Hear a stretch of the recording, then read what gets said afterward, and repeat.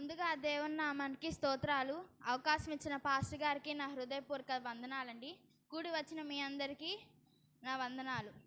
చిన్న ప్రార్థన చేసుకొని వాక్య పరిచర్యలోనికి వెళ్దాం. ఓ దేవా, మా పరలోకపు తండ్రి, నీ పరిశుద్ధ నామానికి వేలాది వందనాలు, స్తుతులు, స్తోత్రాలయ్యా. గడిచిన ఉదయ కాలం నుంచి ఇంతవరకు మీ రెక్కల నీడన మమ్మల్ని కాచి కాపాడినందుకు మీకు వందనాలు. ఈరోజు 34వ రోజు కొరకు ఏర్పాటు చేయబడిన వాక్య భాగాన్ని నేను ధ్యానించుచుండగా నన్ను మీ ఆత్మతో నింపండి ప్రభా. నా నోటిని మీ బోరుగా వాడుకోండి ప్రభా. వచ్చిన వారిని ఆశీర్వదించండి, రావాల్సిన వారిని త్వరపెట్టి నీ సన్నిధికి నడిపించండి ప్రభా. ప్రతి ఒక్కరికి వినగలని చెవిని, గ్రహింపగలిగిన మనసుని దయచేయమని యేసయ్య నామములో అడిగి వేడుకుంటున్నాం తండ్రి, ఆమేన్. ఈరోజు మన అంశం ఏంటండి? మేఘారూఢుడై వచ్చుచున్నాడు. ఒక్కసారి మనం ఆల్టర్ మీద కనుక చూసుకున్నట్లయితే ఇవే మాటలు రాసి ఉంటాయి. ఆయన మేఘారూఢుడై వచ్చుచున్నాడు. ఆయన అంటే ఎవరండి? యేసయ్య, మన తండ్రి అయిన దేవుడు. ఆయన అంటే మన తండ్రి అయిన దేవుడు. దేవుడు మేఘారూఢుడై వచ్చుచున్నాడు. ఈ వారం అంతా మనం రాకడ సందేశాన్ని మనం చూస్తున్నాం. ఒక్కసారి మరలా మనం జ్ఞాపకం చేసుకుందాం. ఇది కడవరి కాలపు హెచ్చరిక, ఇది సిలువ సువార్త ప్రణాళిక. రక్షణ నీకుంటే రారాజు యేసుతో ఉంటావు, రక్షణ లేకుంటే నిత్యాగ్ని గుండములో ఉంటావు. రక్షణ లేకుంటే రారాజు యేసుతో ఉంటావు, రక్షణ లేకుంటే నిత్యాగ్ని గుండములో ఉంటావు. కోతకాలము వస్తుంది, నీ జీవితము ఏమవుతుంది? కోతకాలము వస్తుంది, నీ జీవితము ఏమవుతుందో కొడవలి పట్టి కోయివారు సంసిద్ధులై ఉన్నారు, ఆ సమయముకై చూస్తున్నారు. వస్తుందో ఈ ఆ దినం, నీ రొమ్ము కొట్టుకుంటావు. వస్తుందో ఈ ఆ దినం, నీ గుండె బాదుకుంటావు. కల్లారా యేసుని చూస్తావు, నీ గుండె బాదుకుంటావు. కల్లారా యేసుని చూస్తావు. ఇది కడువరి కాలపు హెచ్చరిక, ఇది సిలువ సువార్త ప్రణాళిక. ఇందాక మనం చదువుకున్నాం కదండి, మార్కు సువార్తికుడు ఏదైతే అది రాశాడో మత్తయి సువార్తికుడు కూడా ఈ వాక్యాన్ని రాస్తాడు. ముందుగా దానియేలు గారికి యెహోవా దేవుడు ఈ రాకడ గురించి తన దేవదూతలను పంపించి దానియేలుకి ముందుగానే తెలియచేశాడు. ఒకసారి దానియేలు 9వ అధ్యాయం 24 నుంచి 27 వచనాలు ఉన్నాయి. మీరు చదవద్దు, నాకు టైం చాలదు, నేను చెప్తాను వినండి. దానియేలు గారికి ముందుగా 2వ యెరూషలేము దేవాలయాన్ని కట్టించడం,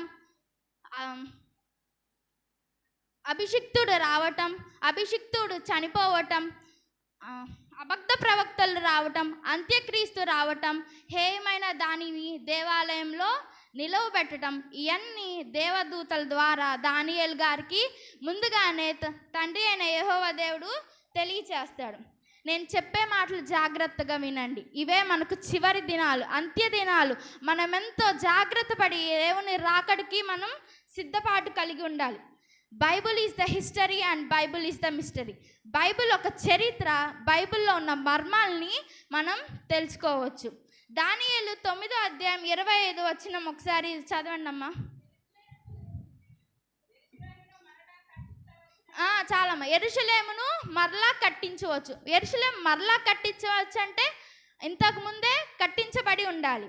దాన్ని ఒకసారి మనం చూద్దాం. మొదటి యెరూషలేము దేవాలయాన్ని దావీదు కుమారుడైన సొలొమోన్ మహారాజు గారు యెరూషలేము దేవాలయాన్ని కట్టించారండి. దాన్నంతా యెరూషలేము దేవాలయాన్ని ఎలా కట్టించాడు? బంగారంతో కట్టించారు. ఆ దేవాలయంలో ఆరాధనలు, ప్రార్థనలు జరిగినాయి. ఆయన కట్టించిన ఈ దేవాలయం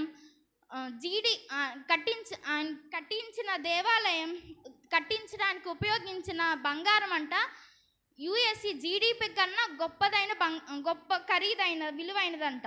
యెరూషలేం దేవాలయాన్ని మనం ఉదయకాల సమయంలో చూసినట్లయితే అది బ్లూ కలర్ వజ్రంగా, నీలం రంగు వజ్రంలా దగ దగ మెరిసిపోతూ ఉండిద్దంట. అలానే అస్తమించే టైం సూర్యుడు ఎలా ఉంటాడండి?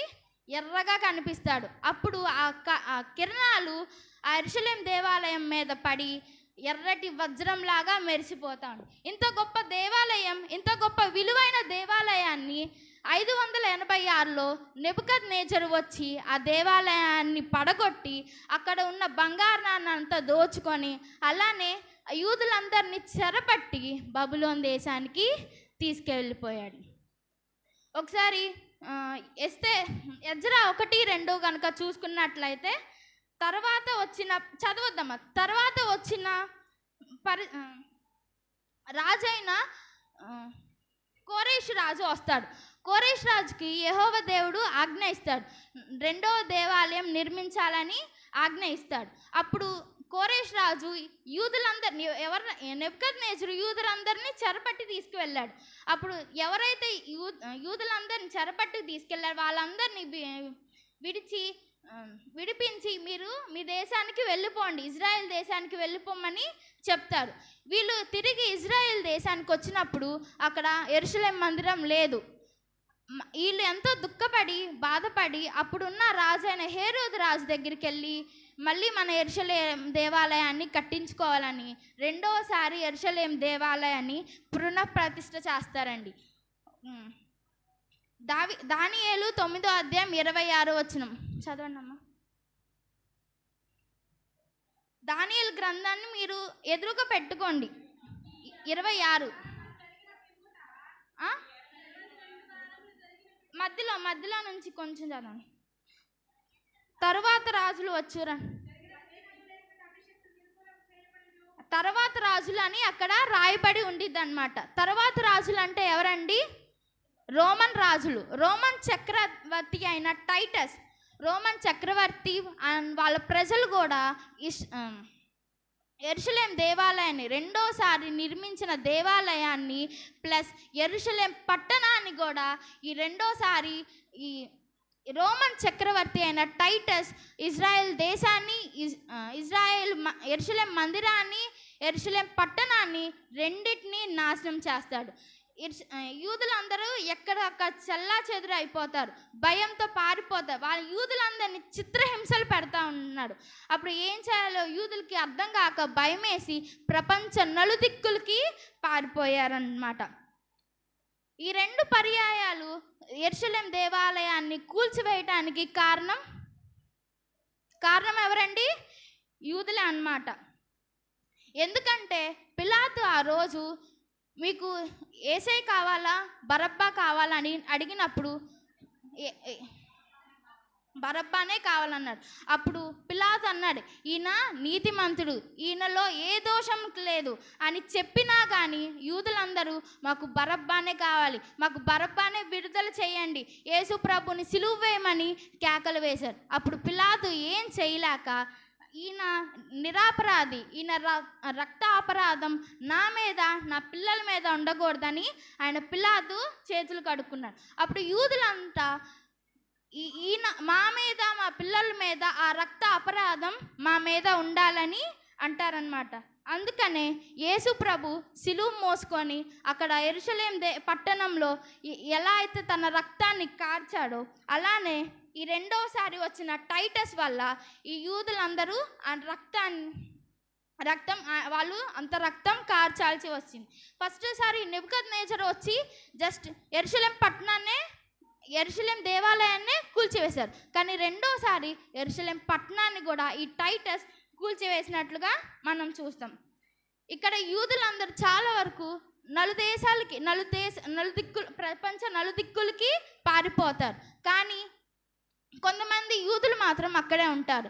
వాళ్ళు దేవునికి మొరపెట్టగా అక్కడ ఇస్లాం మతం ముందుగా వీళ్ళు ఎప్పుడైతే పారిపోతారో అక్కడ ఇస్లాం మతం స్థాపించబడింది. అక్కడ ఒక మసీదు ఎక్కడైతే యెరూషలేం దేవాలయం కూల్చబడిందో అక్కడే యెరూషలేం దేవాలయం ప్లేస్లో ఒక మసీదుని కట్టించి వారు ద డోమ్ ఆఫ్ రాక్ అని పేరు పెట్టి అక్కడ వాళ్ళు ఇస్లాం ఆరాధనలు జరిపించుకుంటూ ఉంటున్నారు. అక్కడ ఉన్న కొంతమంది యూదులు మిగిలిపోయారు కదా, వాళ్ళు దేవుడికి ప్రార్థన మొరపెట్టగా కొంతకాలానికి ఇజ్రాయెల్ దేశానికి స్వాతంత్రం వస్తుంది. స్వాతంత్రం వచ్చినప్పుడు ఎక్కడైతే చెల్లా చెదురు అయిపోయిన యూదులందరూ మళ్ళీ తిరిగి ఇజ్రాయెల్ దేశానికి చేరుకోవడం ప్రారంభించారు. ఇలా ఇజ్రాయెల్ దేశానికి తిరిగి యూదులందరూ వస్తుందంటే చుట్టుప్రక్కల ఉన్న దేశాలందరూ భయపడిపోయారు. ఎందుకు భయపడిపోయారు? యూదులకి జ్ఞానం ఎక్కువ. ఈ యూదులందరూ తిరిగి ఒక చోటకి చేరినట్లయితే ఈ ప్రపంచాన్ని శాసించగల శక్తి వాళ్ళకుంది, వాళ్ళకంత జ్ఞానం ఉంది, వాళ్ళకంత తెలివితేటలు దేవుడు వాళ్ళకు అనుగ్రహించారని వాళ్ళంతా నమ్మారు. అలానే యూదులకి అంత గొప్ప తెలివితేటలు కూడా ఉన్నాయి. వీళ్ళు ఒక చోటకి ఉండకూడదు, ఒక చోటకి రాకూడదని ఈ పక్కనున్న దేశాలు వీళ్ళందరూ వాళ్ళ మీద యుద్ధం ప్రకటించారు. ఒక చిన్న దేశం అండి ఇజ్రాయెల్ దేశం. మన మ్యాప్లో కనుక చూసుకున్నట్లయితే అదొక చిన్న దేశం. ఆ చిన్న దేశానికి చుట్టుప్రక్కల ఉన్న 4-5 దేశాలు, సిరియా, ఇరాన్, ఇరాక్, జూడన్, ఈజిప్ట్, ఇలా 4-5 దేశాలు కలిసి ఆ ఇజ్రాయెల్ దేశం మీదకి యుద్ధాన్ని ప్రకటించాయి. నార్మల్గా చూసుకుంటే 4-5 దేశాలు ఉన్న యుద్ధం ప్రకటించినప్పుడు ఎవరు గెలుస్తారండి? 4-5 దేశాలు వాళ్ళు గెలుస్తారా? ఇజ్రాయెల్ దేశం గెలుస్తుందా? 4-5 దేశాలు వాళ్ళు గెలవాలి. కానీ ఇక్కడ ఇజ్రాయెల్ దేశమే గెలిచింది. మనం చూసుకున్నట్లయితే ఇజ్రాయెల్ దేశ సైనికులు 600 మంది మాత్రమే. అక్కడ 4-5 దేశాల వాళ్ళు 2000 మంది. ఇలా ఎక్విప్మెంట్ అంతా 200 ఉన్నాయి. వాళ్ళకి యుద్ధ ట్యాంకులు 6000 ట్యాంకులు ఉన్నాయి. ఇప్పుడు ఆబ్వియస్గా 4-5 దేశాల వాళ్ళే గెలవాలి, కానీ ఇక్కడ ఇజ్రాయెల్ దేశమే గెలుస్తుంది. ఆ యుద్ధం చేసేటప్పుడు అంట, ఇజ్రాయెల్ దేశంలో యుద్ధం జరిగేటప్పుడు కొంతమంది చూశారంట, అక్కడ దేవదూతలు సంచరించినట్లుగా చూశారు. ఆ యుద్ధం చేసేటప్పుడు దేవదూతలు కూడా సహాయం చేశారు. అక్కడ ఓడిన దేశాలు అనుకుంటున్నారంట, ఇది ఇంత చిన్న రాజ్యం, మనం ఎందుకు గెలవలేకపోయామని అనుకుంటే ఈ దేశం వెనుక, ఇజ్రాయెల్ దేశం వెనుక ఏదో అతీతమైన శక్తి ఉందని వాళ్ళు గ్రహించారు.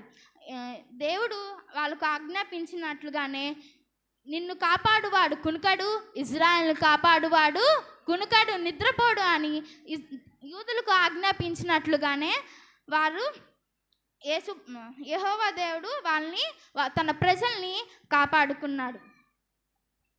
ఇంకా ఇప్పుడు వరకు 3వ దేవాలయం స్థాపింపబడలేదు. ఎర్రపేలు దొరికినాయి. ఎర్రపేలు బలివ్వటానికి సిద్ధపడుతున్నారు. ఎందుకు ఎర్రపేలు కావాల్సి వస్తున్నాయంటే అక్కడిప్పుడు ఇస్లాం మతం వారు స్థాపించిన the dome of the rock ఉంది, ఒక మసీద్ ఉంది. దాన్ని తొలగించిన తర్వాత దాన్ని పవిత్రం చేయాలి. ఆ స్థలాన్ని పవిత్రం చేయడానికి ఎర్రపేలు దొరికినాయి. ఎర్రపేలు ఎక్కడైనా దొరుకుతాయి, కానీ ఏ మచ్చ ఏ డాగు లేని ఎర్రపేలు కావాలి ఇజ్రాయెల్ దేశం వాళ్ళకి, యూదులకి. సో అందుకని ఎర్రపేలు దొరికినాయి. వాటిని బలి ఇవ్వటానికి సిద్ధపడుతున్నారు. కానీ ఇంకా 3వ దేవాలయం స్థాపించలేదు.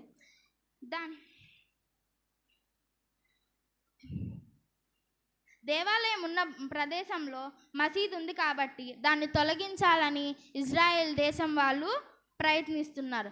దాన్ని త్రిప్పికొట్టడానికి వేరే దేశాలు కూడా చూస్తున్నారు. అందుకని వాళ్ళ మీద, యూదుల మీద యుద్ధాన్ని ప్రకటిస్తూనే ఉన్నారు. ఇది మూడో రాకడ యుద్ధమైన, 3వ ప్రపంచ యుద్ధమైనా మనం ఆశ్చర్యపోనక్కర్లేదన్నమాట. అసలు ఈ యూదులు ఆ మసీదు ఉన్న చోటనే ఎందుకు 3వ దేవాలయాన్ని స్థాపించాలి? వేరే చోట స్థాపించవచ్చు కదా. 2 దేవాలయాలు సొలొమోన్ మహారాజు గారు అక్కడే మొదటి దేవాలయాన్ని, యెరూషలేం దేవాలయాన్ని స్థాపించారు. రెండో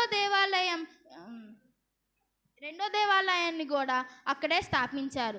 ఈ 3వ దేవాలయాన్ని కూడా అక్కడే ఎందుకు స్థాపించాలి? వేరే చోట నిర్మించవచ్చు కదా అని అనుకుంటే యూదులకి ఆ ప్రదేశం పవిత్రమైన స్థలం అన్నమాట. ఆదికాండం 22వ అధ్యాయం 1 నుంచి 14 వచనాల వరకు చూసుకుందాం. వద్దండి, చదవద్దండి. అక్కడ చూసుకున్నట్లయితే అబ్రహాము తన విశ్వాసాన్ని పరీక్షించడానికి యెహోవా దేవుడు ఒక పరీక్ష పెడతాడు.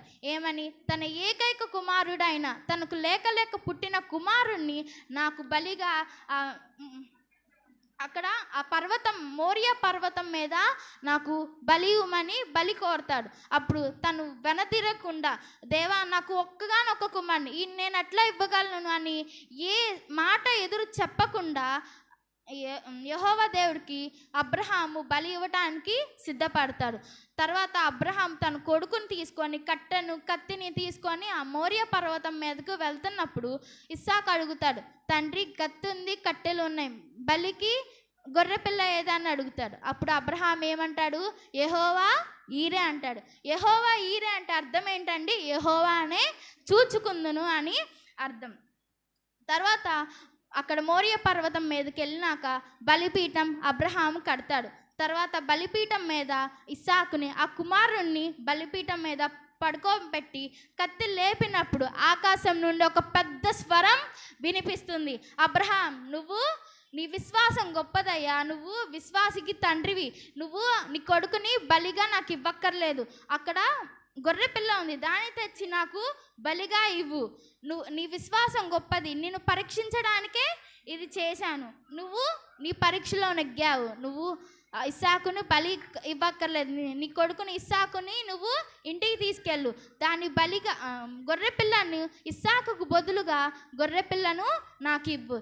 ఇక్కడ ఈ బలి చూసుకున్నట్లయితే ఇస్సాకుకు బలికి ఎలా సంబంధం ఉందో అలానే తన తండ్రి అయిన దేవుడు, మన దేవుడు తన కుమారుణ్ణి మన కోసం, మన పాపాల కోసం ఆయన బలిగా పంపించాడు ఈ లోకానికి. ఇక్కడ ఇస్సాకు బదులుగా ఎలా అయితే గొర్రెపిల్ల బలి అయిందో అలానే మన కోసం, మన పాపాల కోసం దేవుడు తన కుమారుణ్ణి ఈ లోకానికి బలి అర్పించాడనమాట. ఇంతవరకు మూడవ దేవాలయం నిర్మింపబడలేదు. ఒకవేళ నిర్మింపబడితే ఇజ్రాయెల్ దేశం వాళ్ళు, ఇప్పుడున్న వాళ్ళకి ఎక్విప్మెంట్తో 3 దినాల్లో నిర్మించేస్తాడు యెరూషలేం దేవాలయాన్ని. మూడోసారి 3 రోజుల్లో దేవాలయాన్ని నిర్మిస్తాడని. దేవాలయం నిర్మించిన తర్వాత 7 సంవత్సరాలు శ్రమలు అనుభవించాల్సిన వారమై ఉన్నాం. అప్పుడు కానీ యేసే ఉగ్రత రాదు. ముందుగా ఏం జరుగుతుందంటే 2 దశలోనికను 2వ అధ్యాయం 3వ వచనం.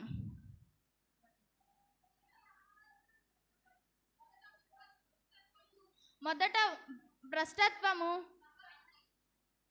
సంభవించి నాశన పాత్రుడగు పాప పురుషుడు బయలుదేరి రావాలి. చాలమ్మా, పాప పురుషుడు బయలుదేరి రావాలి. ఆయన వచ్చి ఒక హేయమైన దాన్ని దేవాలయంలో నిలవబెట్టాలన్నమాట.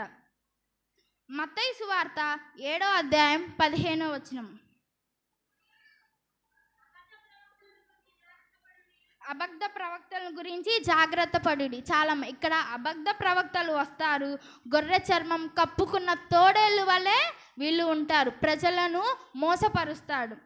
మత్తయి సువార్త 24వ అధ్యాయం 5వ వచనం. అనేకులు నా పేరట వచ్చి నేనే క్రీస్తునని చెప్పి పలువురిని మోసపరచదు. చాలా ఇక్కడ నేనే క్రీస్తునని చెప్పి పలువురిని మోసపరిచి అబద్ధపు క్రీస్తులు వస్తారంట. ప్రకటన గ్రంథం 13వ అధ్యాయం 18వ వచనం.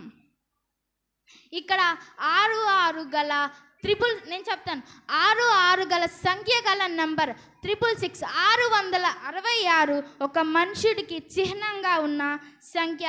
వీడు అత్యంత బలవంతుడు, వీడే క్రీస్తుకు విరోధి. మనం ఎప్పుడైతే 6 గల ముద్ర గల క్రీస్తుకు విరోధి ఎప్పుడైతే వస్తాడో మనమందరం 6 ముద్ర వేయించుకుంటామంట. వేయించుకుంటే కనుక మనమందరం సాతాను బిడ్డలు అయిపోతారంట.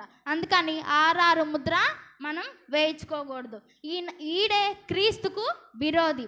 2వ అధ్యాయం 4వ వచనం. తన్ను తాను హెచ్చించుకొని దేవుని ఆలయంలో కూర్చుంటాడు. వీడే అంత్యక్రీస్తు. అంత్యక్రీస్తు అంట 3 సంవత్సరాలు మనల్ని ప్రజలను పరిపాలిస్తాడు.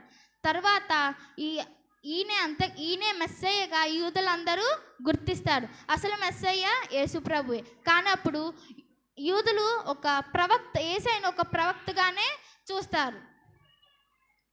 కానీ ఇక్కడ ఈ అబద్ధపు క్రీస్తుని మెస్సయ్యగా వీళ్ళు గుర్తించి ఈయనే మెస్సయ్య, ఈయనే దేవుడు అని నమ్ముతారు. కానీ అక్కడ మనకి మెస్సయ్య వచ్చారు, యేసు ప్రభునే మెస్సయ్య అని నమ్మడు.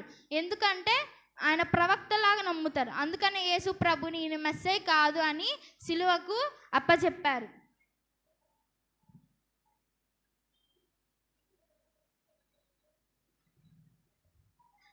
తర్వాత 3.5 సంవత్సరాలు మెస్సయ్యగా వీళ్ళు అబద్ధ ప్రవక్తని మెస్సయ్యగా నమ్ముతారు. తర్వాత 7 సంవత్సరాలు శ్రమలు కదండి మనకు. తర్వాత 3.5 సంవత్సరాలు ఇతను మెస్సయ్య కాదు,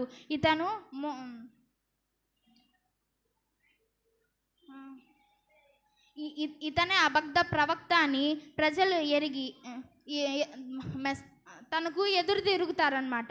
అప్పుడు వీడు క్రూర మృగంగా మారుతాడు, ప్రజలపై తిరుగుబాటు చేస్తాడు.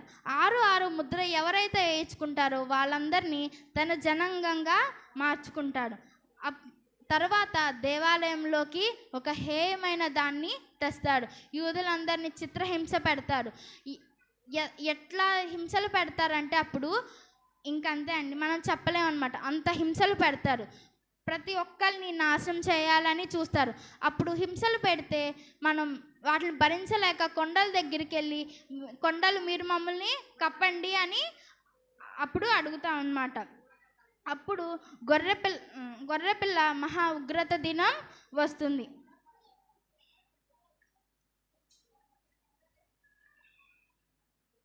సూర్యుడు నలుపయ్యే రోజు, చంద్రుడు ఎరుపయ్యే రోజు, భూకంపాలు కలిగే రోజు, దిక్కులే కారిచే రోజు, ఆ రోజు శ్రమ నుండి తప్పించే నాదుడు లేడు.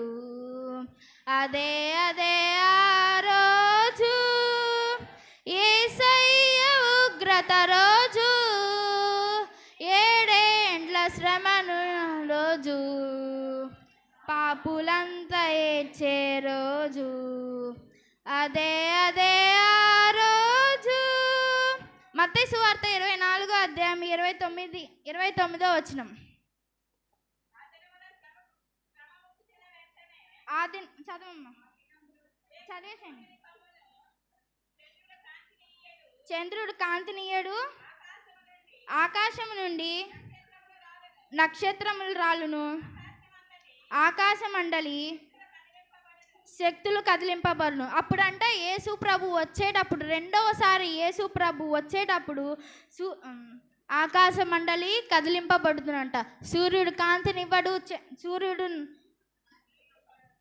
సూర్యుడిని చీకటి కమ్మిది, చంద్రుడిని కాంతినియ్యాడు, ఆకాశం నుండి నక్షత్రాలు రాలుతాయి. అప్పుడు యేసు ప్రభుని, దేవా నువ్వు రెండోసారి వచ్చేటప్పుడు నీ రాకడికి సూచనలు ఏంటి అన్నప్పుడు భూకంపాలు వస్తాయి, సునామీలు వస్తాయి, రాజ్యం మీదకి రాజ్యం లెగుస్తుందని అప్పుడు యేసు ప్రభు చెప్తాడనమాట తన శిష్యులకి. మనం చూసుకుంటున్నాం కదండి, మొన్నే భూకంపాలు సంభవించినాయి. మయన్మార్, ఇండోనేషియా ఇట్లా భూకంపాలు సంభవించినాయి. 7.7తో హెక్టార్ స్కేల్తో వచ్చినాయి. తర్వాత సునామీలు వస్తున్నాయి అని చెప్తున్నారు. మనకందరూ తెలుసు, యూట్యూబ్ వాడతాం కదా, ఫిషెస్ బయటకు వచ్చినాయి అని, సముద్రంలో నుంచి ఫిషెస్ ఇవన్నీ రాజ్యం మీదకి రాజ్యం లెగుస్తుంది అని.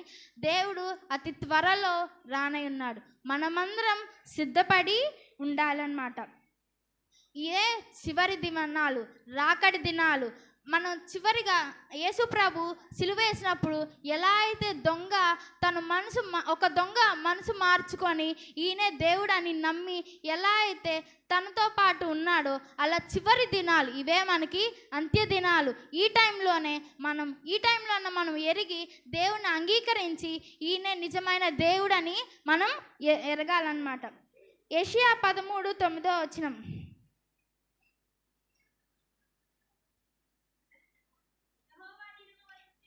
యెహోవా దినము వచ్చుచున్నది, అది క్రూరమైన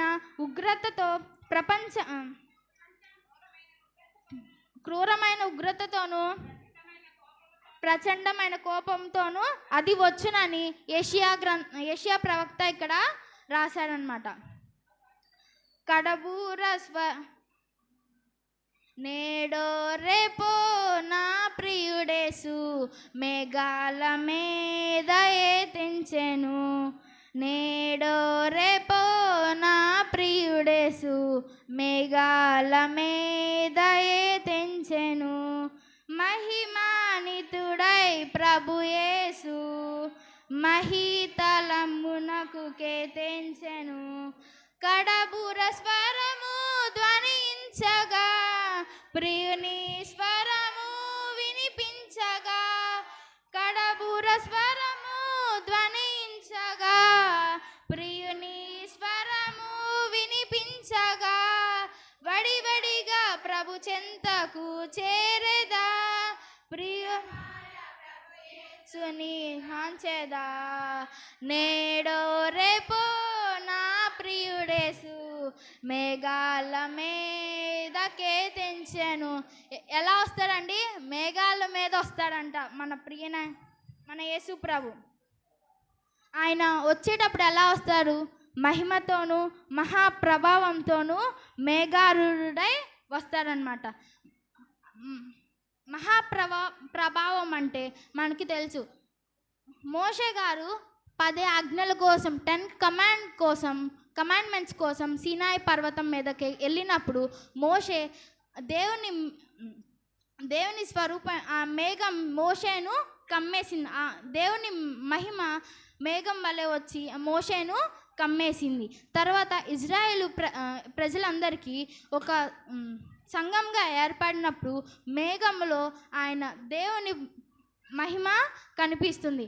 తర్వాత మోషే గారు, దేవా నేను నీ మహిమను చూడాలయ్యా అప్పుడు యెహోవా దేవుడు అంటాడు, నా మహిమను ఎవరు చూడలేరు, చూసినవాడు బ్రతకడు అన్నప్పుడు, లేదు దేవా నేను నీ మహిమను చూడాలన్నప్పుడు యెహోవా దేవుడు మోషే మొహానికి తన అరచేతిని అడ్డం పెట్టి, నేను వెలుచున్నంగా నా వీపు భాగం చూడమని చెప్తాడు. అప్పుడు మోషే తన వీపు భాగమన్నా చూశాడో చూడలేదు. ఆయన మహిమ అన్నమాట.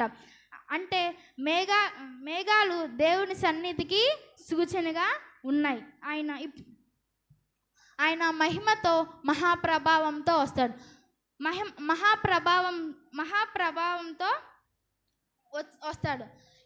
ఫస్ట్ టైం వచ్చినప్పుడు ఆయన మహిమను పక్కన పెట్టి వచ్చాడు. ఒక పసిబాలుడిగా వచ్చాడు. ఆయన మన ప్రజలతో తిరిగాడు. ఆయన మహిమను పక్కన పెట్టి ఒక పసిబాలుడిగా వచ్చాడు. ఇప్పుడు ఈ రెండోసారి వచ్చినప్పుడు ఆయన మహిమతో మహాప్రభావంతో వస్తాడు. ఆయన మేఘాల మీద గర్జించు సింహం వలె వస్తారు, దొంగ వలె వస్తారు. ఆయన ఒక మహాప్రభావంతో వస్తాడు. ఏదైనా ఒక వెలుగు మన కంటి మీద పడితే మనం చూడలేము. మహిమ అంటే ఒక వెలుగు. ఆయన వెలుగు మనం జస్ట్ లైట్ పెడితేనే మనం కంటితో చూడలేము దాన్ని కరెక్ట్గా. అది ఆయన మహిమ ఎలా ఉండిద్ది, ఇంకా మనం ఎలా చూడగలం? కీర్తన 104:3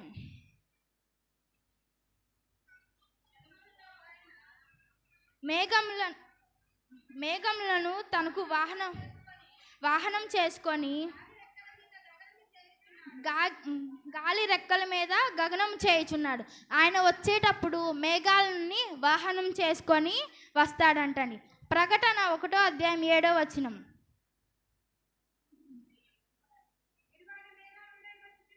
ఇదిగో ఆయన మేఘారూఢుడై వచ్చుచున్నాడు.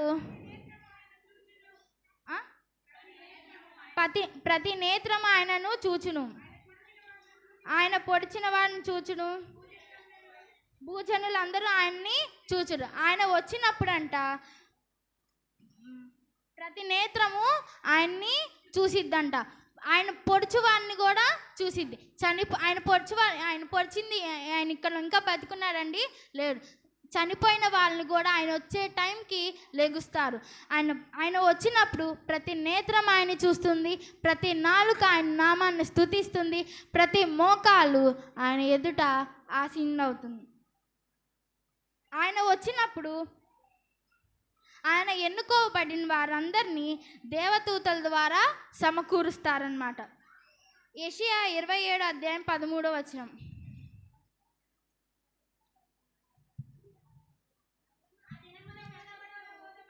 ఆ దినమ పెద్ద బూర ఊదబడి చాలమ్మ కడబూర ఊదుతారంట దేవదూతలు. ఆయన వచ్చే సమయంన కడబూర ఊదుతారు. మత్తయి సువార్త 25:31-40 కనుక చూసుకున్నట్లయితే, గొల్లవాడు గొర్రెలను మేకలను ఎలా అయితే వేరుపరుస్తాడో, యేసు ప్రభు కూడా ఆయన రెండవ రాకడలో వచ్చినప్పుడు ఆయన సింహాసీనుడై నీతిమంతుల్ని పాపుల్ని వేరుపరుస్తాడు. నీతిమంతుల్ని కుడి ప్రక్కకి, అనీతిమంతుల్ని ఎడం ప్రక్కకి పంపిస్తాడు. నీతిమంతుల్ని నిత్య జీవానికి, పాపుల్ని నిత్య నరకానికి పంపిస్తాడు. తరువాత యేసయ్య నీతిమంతుల్ని 1000 ఏళ్ళ పరిపాలన ఆయన పరిపాలిస్తాడంట. ప్రియమైన దేవుని సంగమా, దేవుని రాబోయే ఉగ్రత దినాలు మనం జాగ్రత్త పడి ఉండాలి. ఇప్పటికైనా మనం దేవుణ్ణి ఎరిగి ఆయన్ని నమ్మాలి. దేవుని ఉగ్రత నుండి నిన్ను నన్ను తప్పించడానికి దేవుడు వేచి ఉన్నాడు. మనల్ని ఆయన రాకడిలో కొనిపోవాలని ఆసక్తి కలిగి ఉన్నాడు. మనం ఆయన ఎన్నుకోబడిన వారం అయితే ఆయన రాకడ వచ్చేటప్పుడంట ఒక ఆమె తిరగలి ఇసురుతుంది, ఒక ఆమెని ఎత్తబడతాడు, ఒక ఆమెని విడవబడతాడు. మనం ఎత్తబడే వారంలాగా ఉండాలని తండ్రి అయిన దేవుడు ఆయన ఆశపడుతున్నాడు. నిన్ను నన్ను రక్షించాలని తన గాయపడిన హస్తాలతో మనల్ని ఆయన ఎదురు చూస్తూ ఉన్నాడు. దేవునితో యుగయుగములు జీవిద్దామా, లేక రక్షణ లేకుండా నిత్య నరకానికి వెళ్దామా?